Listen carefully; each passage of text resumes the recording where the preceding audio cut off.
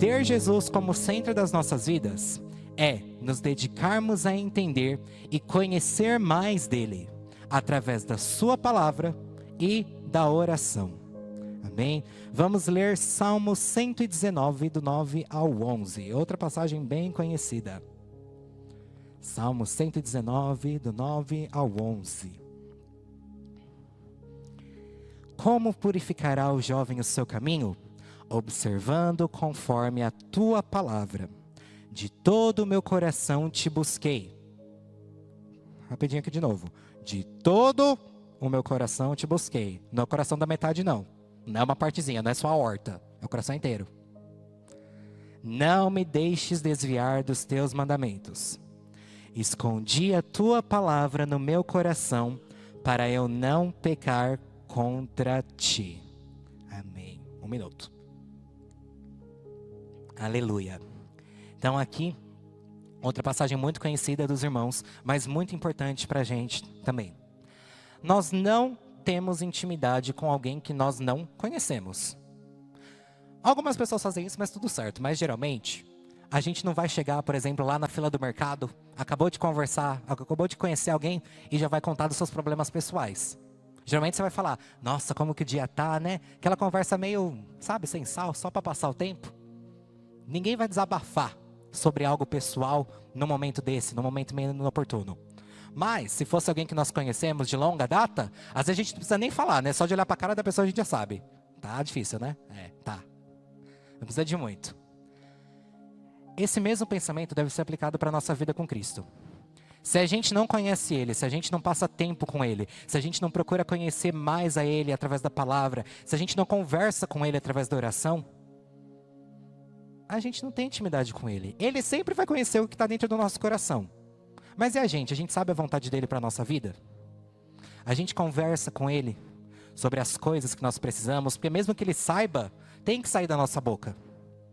Nós temos que reconhecer o quanto inútil nós somos, o quanto fraco nós somos, o quanto perversos nós somos. Isso tem que sair da nossa boca. E nós estamos fazendo isso. Nós estamos buscando a Ele em oração, seja ajoelhado, sentado, em pé, deitado, não importa. A gente está conversando com Cristo. A gente não precisa de palavras bonitas, não precisa daquelas orações maravilhosas, não. Abre o coração, fala com Deus. Fala aquilo que você está sentindo, aquilo que te aperta, aquilo que amargura você. Seja sincero. Uma oração sincera, uma oração feia, é muito mais bonito do que aquelas orações todas empetecadas, ou aquelas orações igual faziam lá os fariseus, que era para todo mundo ouvir, mas não queria dizer nada. Então, seja sincero. Quando a gente está falando com Deus, a gente tem liberdade de falar com Ele. Então, obviamente, né? Senhor Jesus, vamos tratar Deus como um ser superior, porque Ele é. Mas a gente tem a liberdade de conversar com Ele. Então a gente tem que conversar com Ele. O nosso joelho, quando ele está no chão, ele é uma conexão direta lá com o céu. O Espírito Santo vai levar tudo lá para cima. Então a gente precisa conversar com Deus. E a gente precisa desabafar, falar aquilo que está ali acontecendo com a gente. E além de tudo isso, a gente precisa conhecer a Cristo através da palavra de Deus. Não vou levantar que essa Bíblia é pesada, mas está aqui. A gente precisa conhecer Jesus através da palavra. Nós conhecemos a Deus através da palavra. E não somente isso, mas Ele se revela a nós através da palavra. Então nós conhecemos a Ele e Ele se revela a nós. É uma via de mão dupla, vai e volta, é bom demais. Nós precisamos de um relacionamento com Ele. E relacionamento se constrói com perseverança, com foco, com vontade, com determinação. Ninguém cria intimidade de uma hora para outra. A gente precisa dedicar momentos do nosso dia, momentos da nossa vida, para falar com o Senhor e para aprender mais dEle. Sem relacionamento, nós não temos intimidade. E a gente tem uma vantagem, nós aqui no Brasil, enfim, grande parte da América Latina também tem isso. Vimos no domingo passado sobre as igrejas perseguidas. Mas nós aqui, nós temos uma vida muito boa. Nós temos a Bíblia da maneira que a gente quiser. Se a gente quiser ela no celular aqui, a gente tem. Se a gente quiser física, a gente tem. Tem no Data Show. Tem de tudo quanto é maneira. Bíblia em braille, Bíblia em áudio, audiobook no YouTube. Maneira que não falta. o que tem um monte de desculpa para a gente não fazer o que a gente tem que fazer. Irmãos, quando a gente fala isso, a gente pensa, mas eu acredito que cada um reflete consigo mesmo. E essas coisas, a gente fala e a gente começa a pensar, né? Porque quantas vezes a gente só não dá desculpa, não, hoje eu estou muito cansado, não vou ler não. Ah não, aconteceu tanta coisa, deixa lá, amanhã eu continuo. Isso vai criando um ciclo vicioso, várias e várias vezes, e você só deixa. Nunca mais você vai fazer isso. Ou senão a sua oração vai ficando cada vez mais preguiçosa. Antes você passava 10 minutos, agora passa 5 e já está demais. Chegou 2 minutos, parece que o joelho está querendo fazer, sei lá, está querendo sair do corpo, sai andando sozinho. Se a gente não se esforçar, se a gente não falar, não, eu vou continuar. Não, estou cansado, mas eu vou ler. Não, eu estou arrebentado, trabalhei até umas horas, mas vou fazer. A gente tem que continuar para criar hábito. Nós temos que ter o hábito de buscar a Deus, o hábito de ler a palavra. E nós temos a Bíblia à nossa disposição. E nós devemos usar ela ao nosso favor.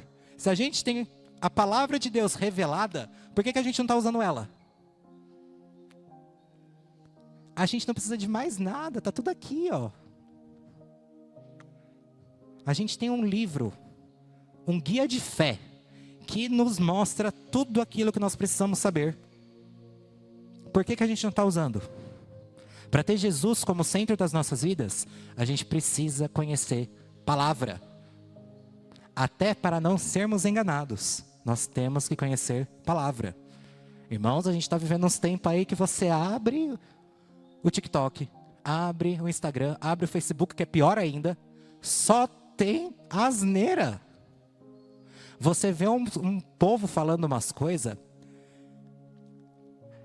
Na realidade, são dois extremos. Ou você vê as pessoas falando coisas muito desconexas, que você fica, de onde você tirou isso?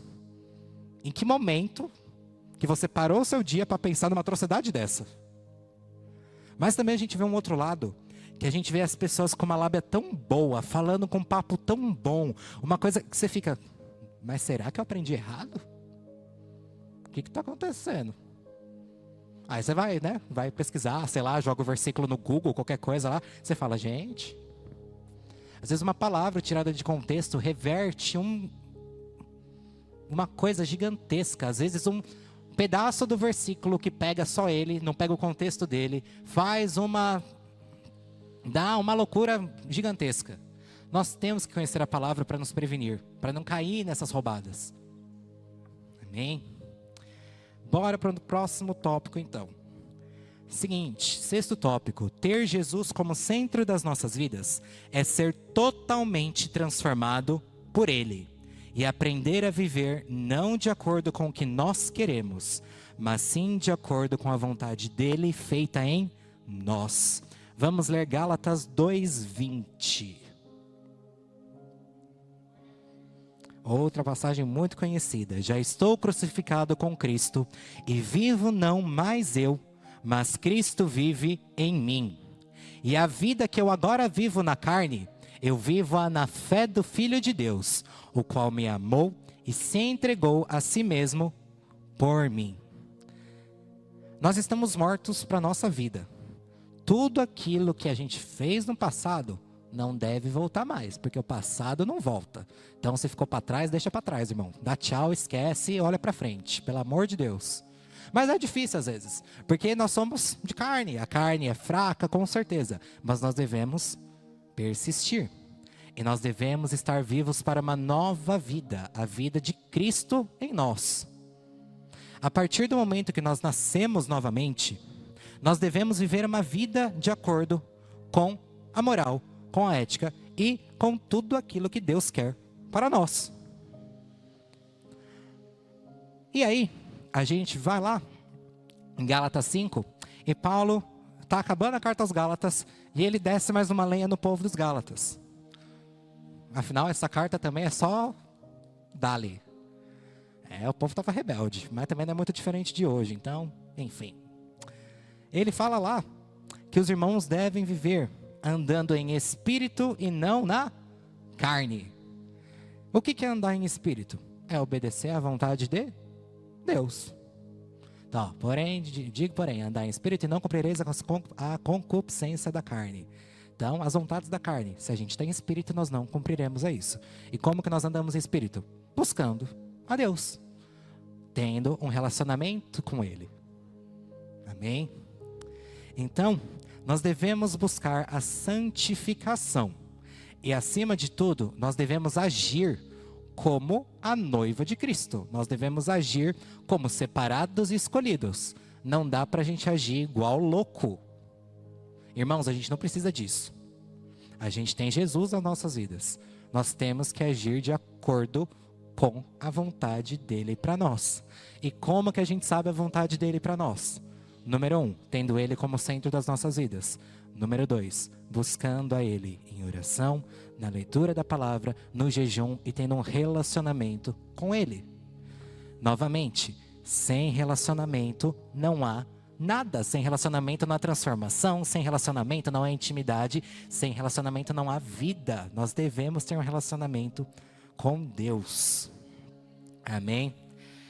7º tópico, e para encerrar essa primeira parte, ter Jesus no centro das nossas vidas é reconhecer que nada somos sem Ele.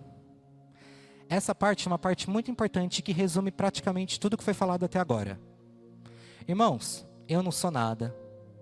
É feio falar isso, até dói, né? Mas você não é nada. Nós não somos nada. Só Jesus é tudo. Ele é tudo. Tudo. Tudo é tudo. Tudo que você pode pensar. É Ele. Tudo. E nós não somos nada. Nós somos seres totalmente dependentes de Deus. Tudo que a gente faz tem a permissão de Deus. Tudo, absolutamente tudo. E nós devemos reconhecer isso. Nós devemos ser seres humanos, nós devemos ser cristãos que reconhecem a nossa dependência total de Cristo. Tudo que acontece conosco, todas as coisas, Cristo sabe de tudo. Deus sabe de todas as coisas que acontecem conosco. E todos os dias das nossas vidas nós devemos reconhecer: Ele é o Senhor. Ele é digno de todas as coisas e nós nada somos sem Ele. Nós nada somos sem Deus. E aí fica a pergunta: se tudo que nós temos de bom vem dEle, o que nós seríamos se não fosse Ele? Qual seria a nossa situação agora nesse momento? Talvez a gente poderia estar em riqueza? Talvez. Talvez a gente poderia estar numa situação muito pior do que a gente acha que a gente está hoje? Talvez. Talvez a gente poderia estar do mesmo jeito? Talvez. Mas você quer arriscar? Eu não estou afim, não. Já é difícil com Jesus, imagine sem Ele, irmãos. O mundo está se acabando. Literalmente. O que mais tem é gente maluca. Você corre risco de sair na rua e, sei lá, e virar patê, virar peneira, enfim, explodir, ser atropelado também, pode acontecer. As pessoas estão cada dia pior. As pessoas estão cada dia mais intolerantes às coisas. E eu não digo só o evangelho, irmãos. Eu digo até em conversa simples. As pessoas não sabem mais conversar. Tudo é o motivo de um grande alvoroço, de um grande acontecimento. Sendo que às vezes é só tipo assim: eu gosto de azul, você gosta de amarelo. Tá bom. Tá, ué.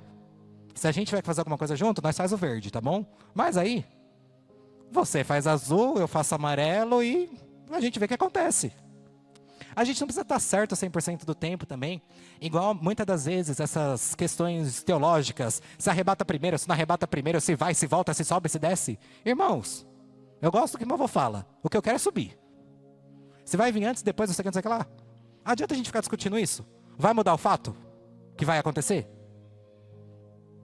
Então, deixa discutir. A gente não pode dar palco para essas coisas, a gente pode dar atenção para essas coisas que estão acontecendo e se desgastar por causa disso. Porque se a gente for dar atenção para maluco, a gente vira maluco também. Porque suga tudo que tem na gente. Parece um aspirador de pó, vai tirando, e você vai chegar no dia. O que aconteceu? Se a pessoa, ela quer, ou melhor, se ela não quer te entender, ela vai fazer de tudo para não te entender. Você pode falar o que for. E também não é o nosso trabalho convencer as pessoas. O nosso trabalho é plantar semente. Quem convence é o Espírito Santo. Então, Faça o seu papel como cristão, pregue o evangelho e depois, irmão, se você quer discutir, isso aí, discute sozinho. Mas é difícil, né, às vezes dá vontade de dar uns berros, mas enfim. Grita com o travesseiro, é bom. Chora no banho, melhor ainda, ninguém vê, delícia. Então, irmãos, depois de falar sobre Jesus sendo o centro das nossas vidas, eu quero caminhar para um contexto um pouquinho diferente, mas que é paralelo a isso. Se Jesus é o centro das nossas vidas, tudo o que fazemos, Jesus deve ser o centro também. É uma corrente, uma coisa puxa a outra. Então, se nós estamos reunidos nesse local aqui hoje, é para glorificar a Ele. Então, o segundo tópico que eu quero refletir agora é que Jesus deve ser o centro da igreja. Jesus, ele é o centro da igreja, ponto, acabou. Ele é a cabeça da igreja. Mas, nesse sentido, quando a gente está falando da igreja corpo de Cristo, né, de algo um pouco maior do que essas 4 paredes aqui podem limitar a gente. Mas quando a gente está falando de locais, a gente tem um problema muito forte, que é o homem. O homem, quando ele não está no caminho certo, só parece que ele está tentando tomar o lugar de Cristo, porque ele quer ser o cabeça da igreja. Então, nós devemos tomar muito cuidado com isso, porque Cristo é o cabeça da igreja, Cristo deve ser o centro da igreja. Então vamos lá, voltando lá no texto de Gálatas que a gente leu alguns minutos atrás, é falado que o povo, ele se distanciou do evangelho de Cristo e começou a viver um novo evangelho, que na realidade não era novo, era a mesma coisa de antes. Eles começaram a voltar atrás, a viver aquilo de novo, e aí foi aquela confusão toda. Mas no final das contas, o que eles queriam? Eles queriam dizer que as obras eram sempre de maior valia do que o sacrifício de Cristo. Então, se eu sou salvo porque eu sou bom, eu sou salvo porque eu sou bonzinho, eu sou salvo porque eu ajudei um pobre na rua, tadinho, caiu, levantei ele. Eu sou bom, olha que bom eu sou. Então, era mais ou menos essa linha de pensamento deles. As boas obras, elas vão te salvar. Mas Cristo? Sei, não precisa não, tudo certo. E nós temos na Bíblia também algumas outras igrejas, alguns outros exemplos de igrejas que passaram por situações um pouco semelhantes, que se distanciaram do evangelho de alguma maneira. Lá em Apocalipse 2, do 1 ao 7, é falado sobre a carta da igreja de Éfeso, né? Para a igreja de Éfeso, perdão. E lá é falado, João relata que a igreja de Éfeso deixou o primeiro amor e caiu. Então era uma igreja que era firme, que fazia as boas obras, que estava lá, mas se esqueceu do principal, que era Cristo. E aí vem a pergunta, é tão distante isso da gente? Essa realidade é tão distante nossa? Não é. Irmãos, não é falar mal dos outros, mas a nossa realidade. E todos nós estamos sujeitos a isso. Todos nós estamos sujeitos a cair. O que a gente deve fazer? Se precaver para que não aconteça. Mas a partir do momento que nós somos humanos, nós estamos na sujeição do pecado. Só que o que a gente vai fazer com essa informação, que a gente já sabe, é o ponto e vírgula. Porque se a gente já sabe que a gente está sujeito, e se a gente não se ajuda, aí complica para o nosso lado, né? Já está ruim, vai piorar?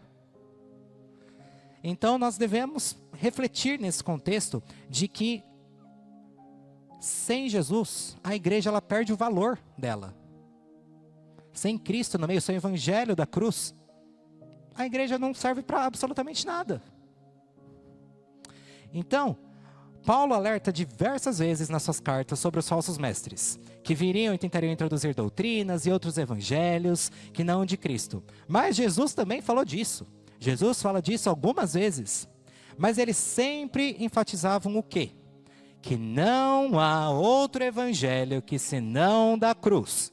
E orientando quem estava na igreja a fazer o quê? A saber discernir o que faz parte dessa doutrina ou não. Então, qual que é a nossa responsabilidade como igreja?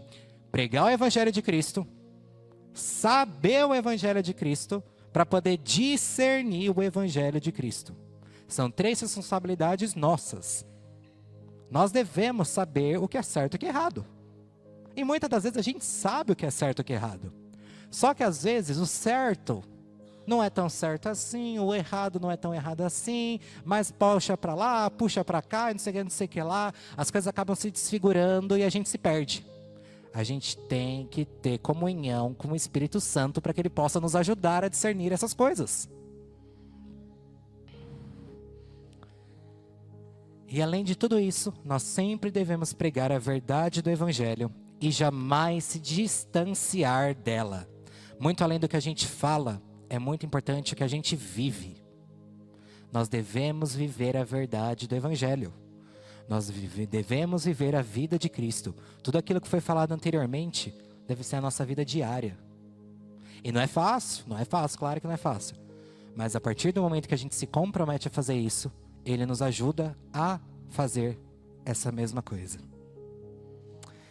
Então nós estamos vivendo em um tempo em que estamos cercados de ideologias humanas, religiosidade encobrindo o verdadeiro evangelho. Isso é problema. Mas enfim, aquilo que é simples está se complicando. Por quê? Porque tem gente que não devia meter a mão onde está metendo e está bagunçando todas as coisas.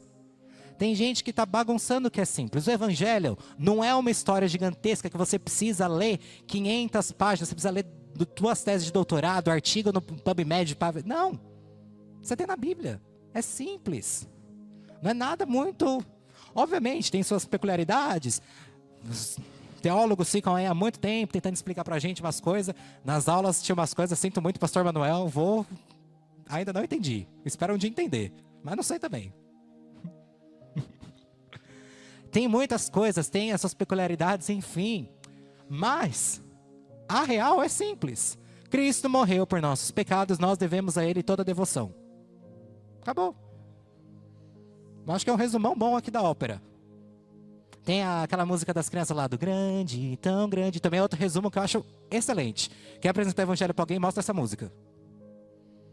Porque fala, Jesus deixou toda a sua glória, veio ao mundo como homem para nos salvar, viveu aqui e conheceu nossas dores, para nos mostrar que o Criador nos ama e tem desejo de nos restaurar. Seu perdão vai além dos céus, nenhum monte é tão alto como o amor do nosso Deus. Acabou. Pega aí tudo que o Paulo pregava durante a vida inteira dele, está nessa música aqui. Simples assim. É difícil? Não é. Mas tem gente que gosta de complicar as coisas. E aí, o complicado fica mais complicado ainda. Cada vez fica mais complicado. E aí ninguém entende nada. E como que a gente fica? Fica naquela enrolação. Quando as coisas estão muito confusas, ninguém consegue entender nada. E é nesse momento que o inimigo aproveita para agir. Porque já que ninguém está entendendo nada, mesmo, então, bora causar aqui. Por que não? Além disso, vãs discussões. Entra no Facebook, gente. Facebook ele virou uma rede social meio estranha, de uns tempos para cá. Só tem discussão. Você entra em qualquer coisa, as pessoas brigam por tudo. Por religião, então, é pior ainda. E é uma guerra que é sem fim. E por umas coisas, você vai ver também que, tipo... sei lá... Tipo assim, realmente importa você saber, sei lá, da cor do cabelo de Davi? Vai mudar uma coisa na tua vida? Não, tá tudo certo. Mas tem gente, enfim. Milhares de teorias e hipóteses, novas teologias que surgem do nada, achismos e palpites sem fundamento bíblico algum. Tudo isso usando a palavra de maneira distorcida. E com isso estão disseminados entre as igrejas o caos. Porque é o que é? É caos, é caótico. Você tentar entender algumas coisas que acontecem aí, você não entende. Ou você fica mais confuso, ou você fala, desisto, tá tudo certo. Só que aí tem um porém. Nós, como igreja, a gente não pode se contaminar com isso não. E como que a gente foge dessa loucura? Já foi falado aqui anteriormente, já é falado, a gente já sabe disso há muito tempo.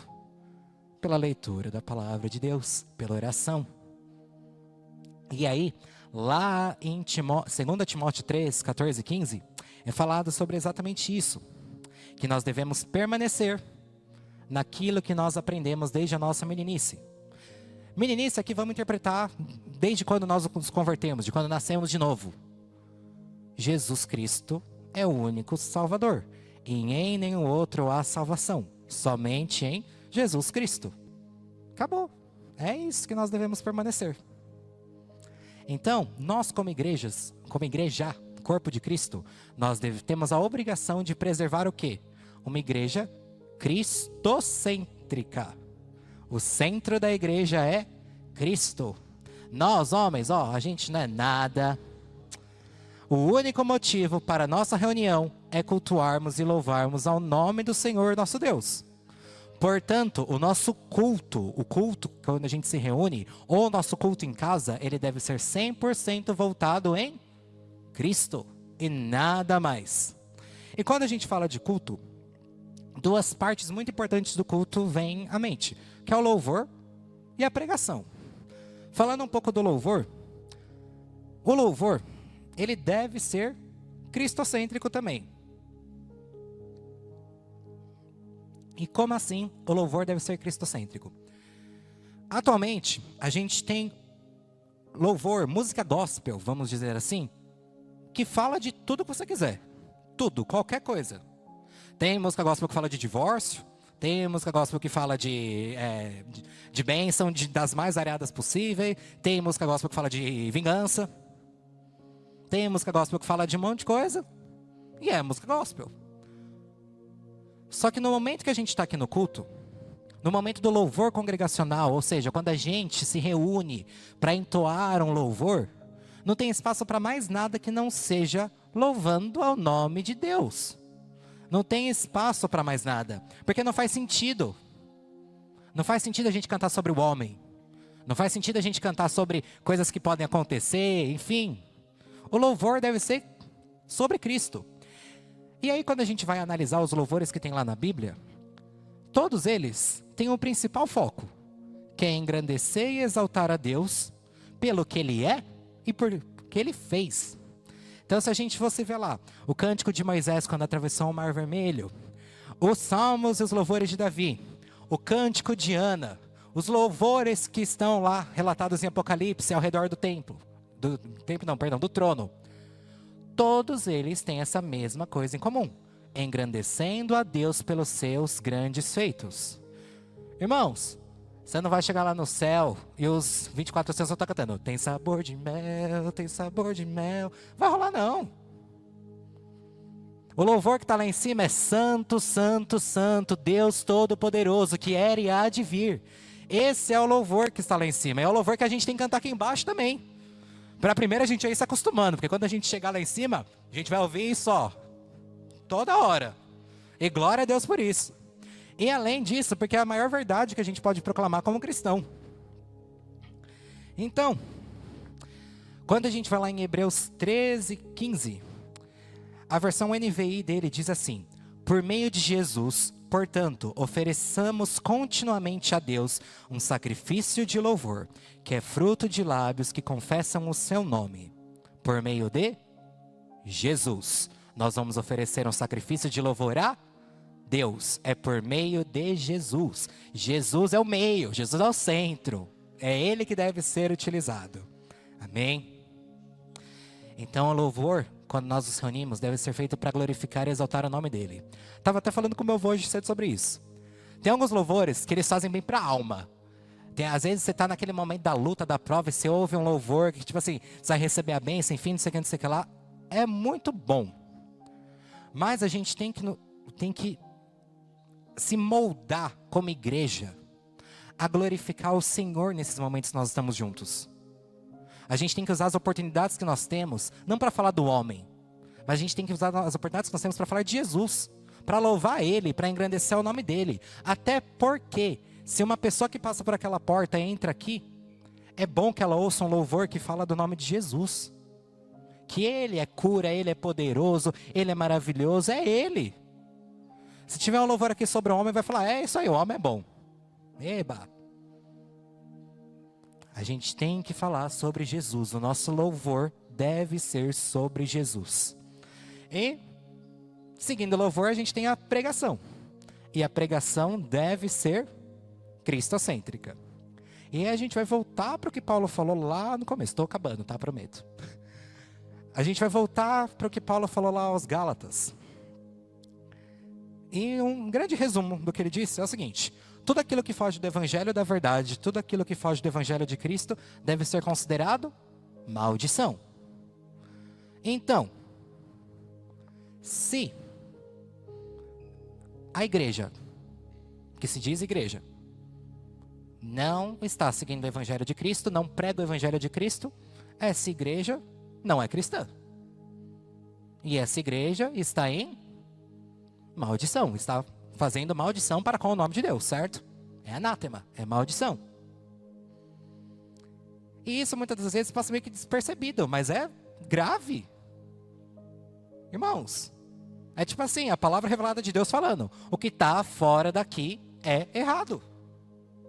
E nesse contexto não tem errinho, erradinho, erradão. Errado é errado. Pode ser uma vírgula fora do lugar? Pode, mas se não está certo, não está certo. Isso está errado, está errado. É tipo quando o professor vai corrigir prova. Tem os professores mais carrasco que tipo assim, está errado, está errado. Acabou. Ah, mas foi uma palavra só. Não tem problema, está errado. É igual, sei lá, escrevi prova de anatomia, falar que aqui é a coxa. Está errado, não é? Acabou. Errado é errado. Então a gente precisa ter esse pensamento de que o erro é erro, o errado é errado. E que a gente deve se precaver para não cair no erro. Como poderemos fazer parte do corpo de Cristo se não pregamos a sua morte e a sua ressurreição? Irmãos, o evangelho é suficiente. E acima de todas as coisas, Cristo é suficiente. A gente não precisa de absolutamente mais nada. Nenhuma firula, nada, aquelas coisas megalomaníacas. Não precisa de nova ideologia, nem transformação, nova teologia, nada. Cristo é e sempre foi e sempre será mais do que suficiente. O evangelho é suficiente. Se alguém sente que precisa de alguma coisa a mais do que Cristo, não conheceu a Cristo verdadeiramente ainda. Porque tudo que está em nós se satisfaz em Cristo Jesus, porque Ele é tudo para nós. Cristo Jesus é suficiente. E além disso, a palavra de Deus é suficiente também. A gente tem lá em 2 Timóteo 3, 16 e 17, continuação do que foi mencionado aqui anteriormente. Então vamos ler lá, 2 Timóteo 3, 16 e 17. Muito obrigado. Toda escritura divinamente inspirada é proveitosa para ensinar, para redarguir, para corrigir, para instruir em justiça, para que o homem de Deus seja perfeito e perfeitamente instruído para toda boa obra. Irmãos, perfeito a gente nunca vai ser, mas o mais próximo que a gente pode chegar é pela palavra de Deus. Está escrito aqui. Para que o homem de Deus seja perfeito, o que a gente precisa é a palavra de Deus. Só isso, mais nada. Nós temos tudo o que precisamos na palavra de Deus e Cristo Jesus é o único suficiente. O evangelho não é leve. Não é papel do evangelho ser uma coisa tranquila, chegar em você e fazer um carinho. O papel do evangelho é te desafiar a mudar de vida. O papel do evangelho é te corrigir, é te transformar. Se fosse para ficar do jeito que estava, não precisava de nada. Mas o papel do evangelho é te transformar. É fazer uma transformação, é incomodar você. Às vezes a gente ouve algumas coisas, a gente lê, parece que você fica tipo, caraca. Mas é isso, esse é o papel do evangelho. O papel do evangelho é incomodar a gente, é causar mudança na gente. Mas o suposto evangelho que eles dizem, que passa pano para os nossos erros, que ameniza os nossos erros, ele é um evangelho que nada mais leva a gente para o caminho da perdição. Porque se eu consinto com o erro, eu estou permitindo você a continuar fazendo isso várias e várias vezes. É igual a criança, sei lá, a criança riscou a parede lá, catou o giz e riscou a parede inteira. Se a mãe, pai, enfim, falar lá, não pode, vai continuar riscando. Da próxima vez, risca a parede, risca a geladeira, risca o sofá. Qual seu aluno, Tata? Então, aí, ó. Tá vendo? E vai riscando as coisas. Uma hora você vai ver a casa inteira tá riscada. E aí quando tudo tá riscado, tem volta? Vai ter que derrubar a casa e construir de novo, né? Ou pintar as paredes, trocar os móveis. E aí? Será que a gente vai ter essa oportunidade de começar do zero de novo? Não é melhor parar onde a gente está e tentar recuperar? Então a gente tem que tomar muito cuidado com isso. A gente tem que tomar cuidado, porque para cair, não precisa de muito. A gente começa aos pouquinhos. E depois vai aumentando. Então a gente precisa o tempo todo estar muito alerta e sempre, sempre, sempre com os nossos olhos voltados para Cristo Jesus. Amém? Então a nossa vida, ela deve ser centrada em Cristo. Por quê? Pois Ele é o único capaz de nos dar tudo o que precisamos. Mas, além do que Ele pode nos dar, nossa vida deve ser centrada em Cristo pelo que Ele já fez. A gente não deve estar com Cristo pelas coisas que virão, pela bênção que vai vir. A gente deve estar com Cristo pelo que já foi feito por nós há muito tempo atrás, há 2000 anos, lá na cruz do Calvário. A gente deve estar com Cristo por quê? Porque Jesus morreu numa cruz, por amor à nossa vida, para que nós fôssemos salvos, assim como Ele, podemos ser chamados filhos de Deus. Se isso não é suficiente, se isso não é um motivo necessário para uma vida de devoção a Cristo, a gente tem que rever muita coisa ainda dentro de nós. Se a gente está na igreja e a gente não entende como Cristo, o único suficiente de tudo, o que a gente está fazendo na igreja? A gente vem aqui para passear? Muitas das vezes a gente vem para a igreja, a gente tem tanta coisa para resolver. Eu digo isso da minha vida mesmo. Muitas vezes a gente vem para a igreja, domingo uma correria, desce 4 horas, você começa, você chega, já vai arrumando as coisas, tem que fazer não sei o que, tem que fazer não sei o que, lá. E a gente acaba esquecendo por que a gente está aqui. Qual que é o motivo que trouxe a gente até esse lugar? A gente não veio aqui para fazer alguma coisa por nós, ou porque tem que arrumar não sei o que, nananana. A gente está aqui para adorar, exaltar e para ouvir a voz de Deus. Esse é o motivo principal da gente estar aqui nesse lugar. Então a gente tem que começar a tomar cuidado também, para não se acostumar a fazer as coisas no automático e esquecer do principal, que é Jesus Cristo nas nossas vidas. Então, para concluir essa mensagem, gostaria de deixar algumas perguntas para reflexão de todos nós. Primeira pergunta: temos dado a Cristo tudo o que temos e somos? Ou a gente está apenas nos emprestando para Cristo? Eu dou para Ele, mas eu quero de volta logo. É 2V, vai e volta. Eu falo que minha vida inteira é dele, eu declaro nos louvores: minha vida dou a Ti, Senhor, rendida a Ti estou, e para sempre cantarei, faz em mim o Teu querer. No domingo. E na segunda-feira a gente já esqueceu de tudo que a gente falou. A gente está fazendo isso? Ou a gente realmente está entregando a nossa vida aos pés do Senhor? Segunda pergunta: nossa vida está no centro da vontade de Cristo? Estamos buscando a Ele a cada vez mais, para que a cada dia estejamos mais no centro da vontade dEle? Nós estamos vivendo a vontade de Cristo? Ou a gente vive o que a gente quer? A gente vive a vontade de Cristo quando agrada, e quando dá aquele puxão de orelha, tchau, tô triste. O louvor que sai dos nossos lábios exalta a Deus ou aos homens? A palavra que nós ouvimos, que nós pregamos, ela satisfaz o nosso ego ou ela nos confronta? Nos fazendo mudar, nos fazendo ter transformação. Às vezes tem palavra que vem que parece um soco, né? Você vai tipo, recebi. Toda vez que é uma bênção, todo mundo, eu recebo em nome de Jesus, mas o esporro ninguém recebe. A bronca ninguém quer receber não, mas a gente tem que receber, irmãos. A bronca é pra gente melhorar. A bronca do Espírito Santo agora é muito melhor do que tá por vir lá daqui um pouquinho, que não vai demorar muito não. Então a gente tem que receber, e ainda receber com alegria. Não é chorar não, porque se teve correção, é porque Deus ainda te ama.